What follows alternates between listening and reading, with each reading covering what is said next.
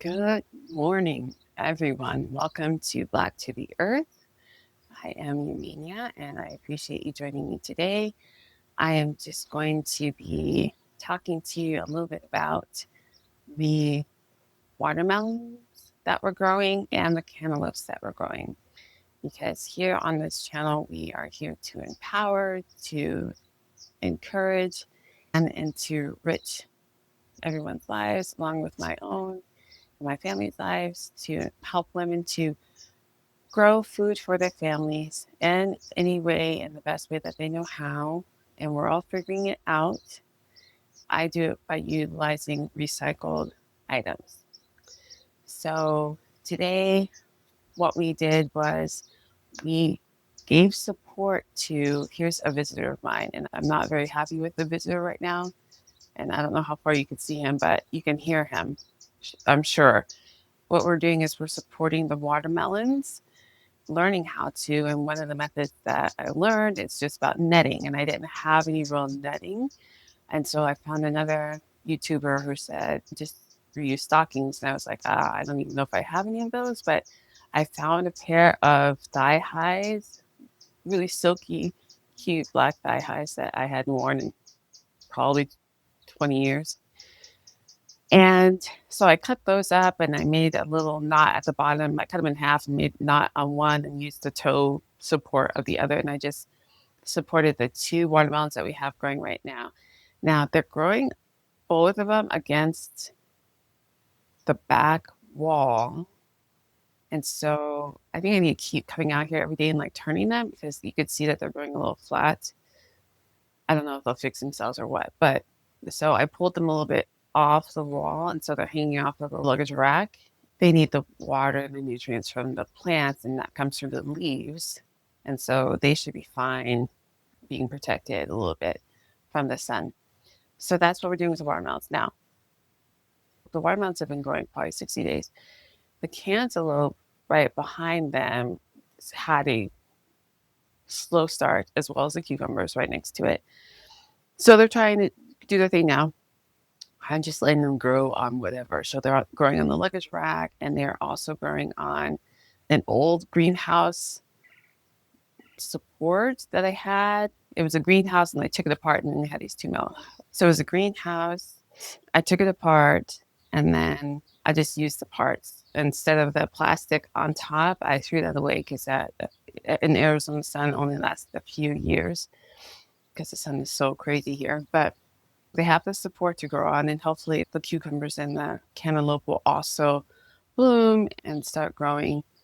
I don't know when to expect that already. What I do know is that I need to plan the garden. I actually need to sit down and write out, plot it, where I have or where I'm going to put things. Right now, I have to do where I have things set with my tiny yard already growing things a little willy nilly.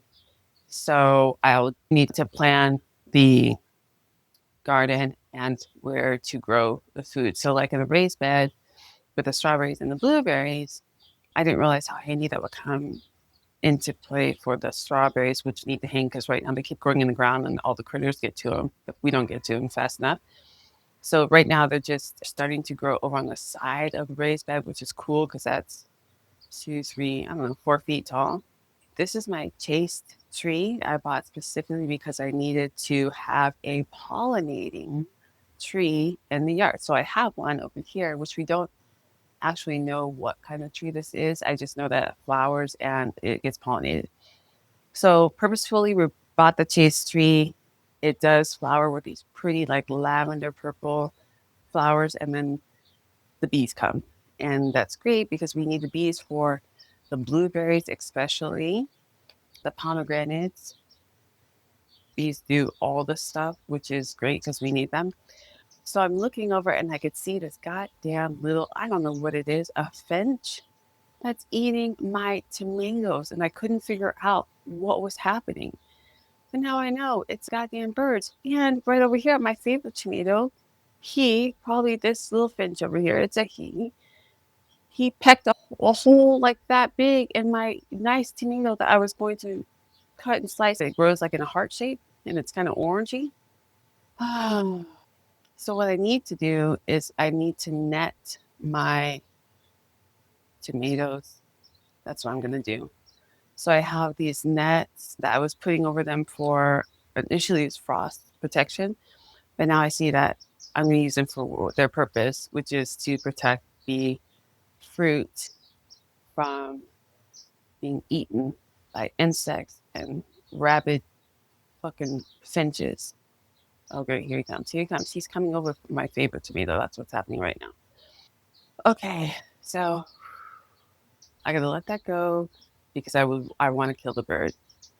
I don't like birds. I appreciate them, but I don't really like them. And they were hanging out in the front of my yard too. And I have all this like weaponry at the top of my door stop so that they don't roost there.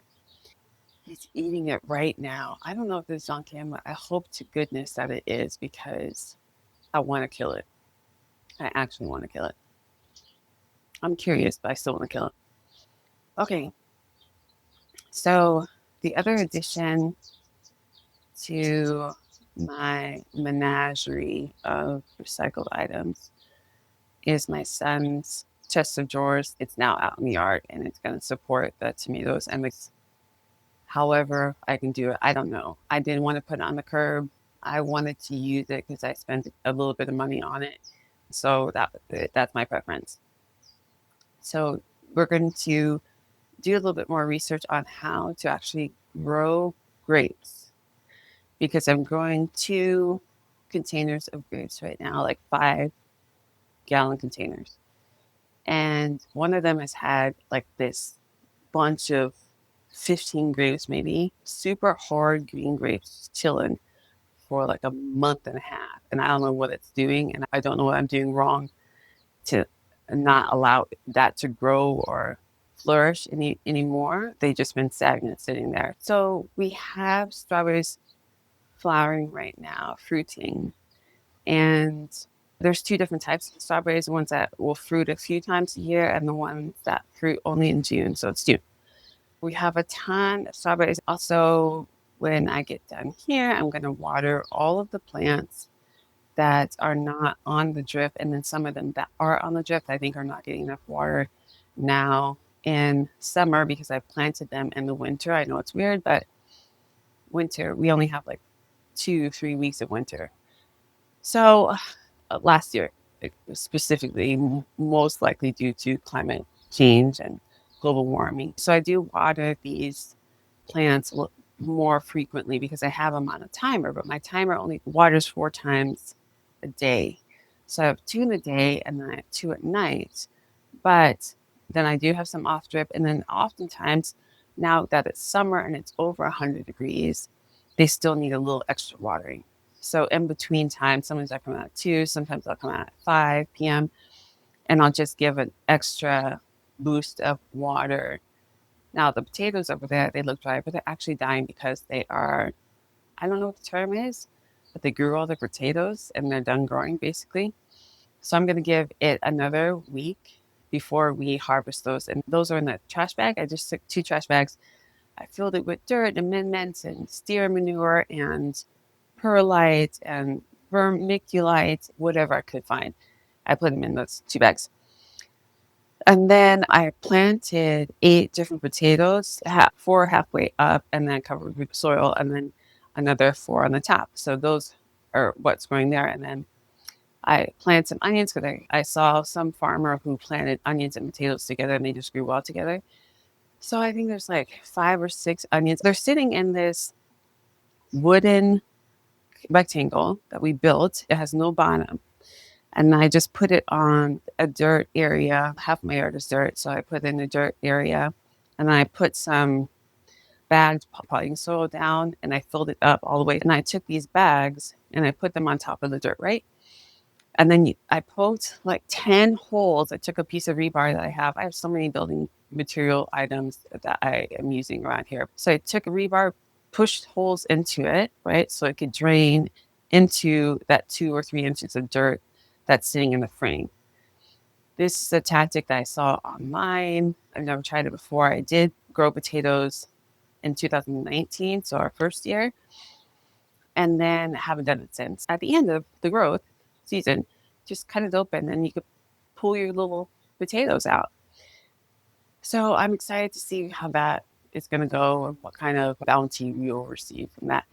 And that is important because my kids have recently started making their own potato cubes in the air fryer. So my daughter came up with a recipe, taught my son.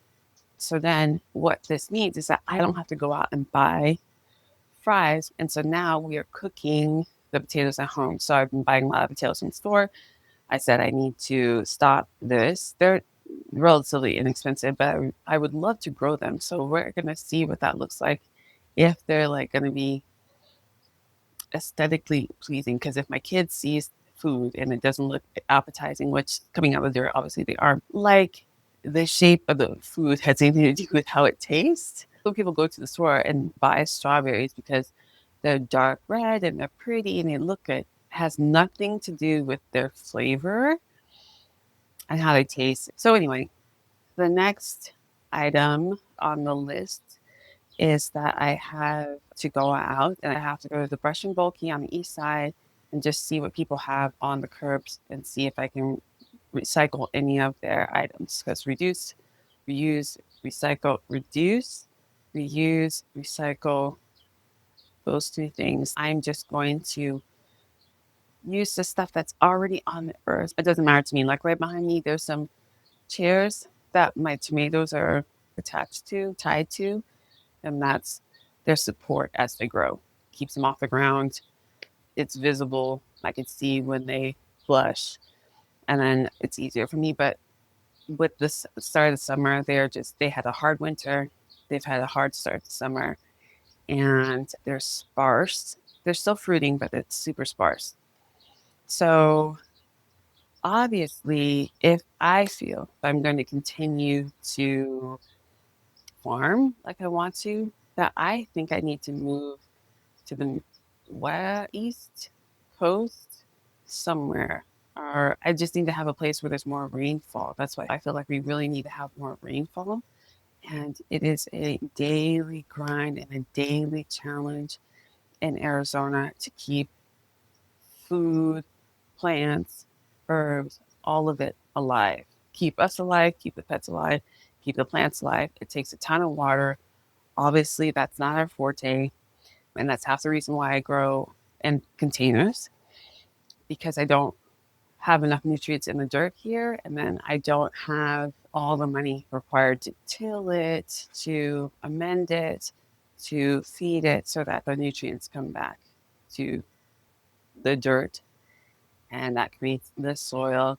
So those are our challenges here. And so one day you may find me in a different corner of the earth, whether or not it is here in the States or someplace else. I don't know, but I got kids that are still playing, going to college, planning to go to colleges. And they're always like, Mom, are you going to come with me or with us? As if there's no other purpose on the planet for me other than momming and supporting those two individuals, which I confess it could be worse, right? There's a huge lizard over there. Oh my gosh, and he's doing push-ups. Oh my god, two of them and they're doing push-ups. Too funny. Oh my gosh, I gotta turn the camera. Oh, there they go. Oh, they're gone. We have a ton of lizards. There's a ton of lizards in this yard. Okay, I think we're done for today. All right, fam. So thank you for joining me here at Black to the Earth. I am Yaminha. Please come spend some time with me again. And I will see you on the flip side.